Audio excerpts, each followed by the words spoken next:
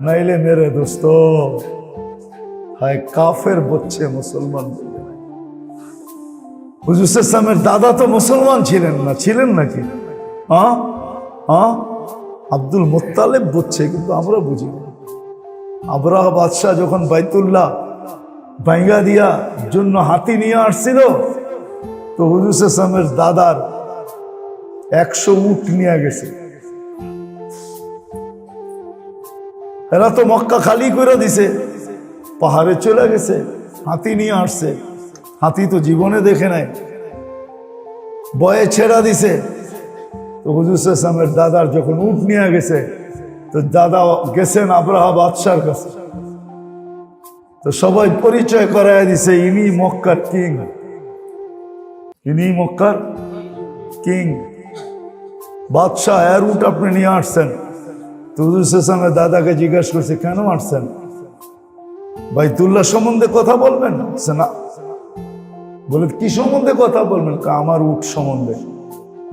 কি কথা? বলে আমার উট ফেরত দেন। কাজীব লোক তো আপনি, বাইতুল্লাহ সম্বন্ধে কথা বলবেন না, বলবেন কথা উট সম্বন্ধে। উটের মালিক আমি, বাইতুল্লাহর মালিক আমি না। ওয়ালিল বাইতি রব্বা, ওয়ালিল বাইতি, বাইতুল্লাহর একজন রব আছে।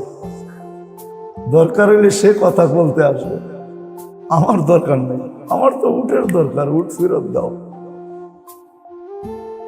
উট ফেরত দিয়ে আইসা বাইতুল্লাহর চৌখাট ধরে যা বলছে, এখনো কিতাবে লেখা আছে। কি বলছে? বেশি বলে নাই, 2-4টা শব্দ বলছে, 2-4টা শব্দ,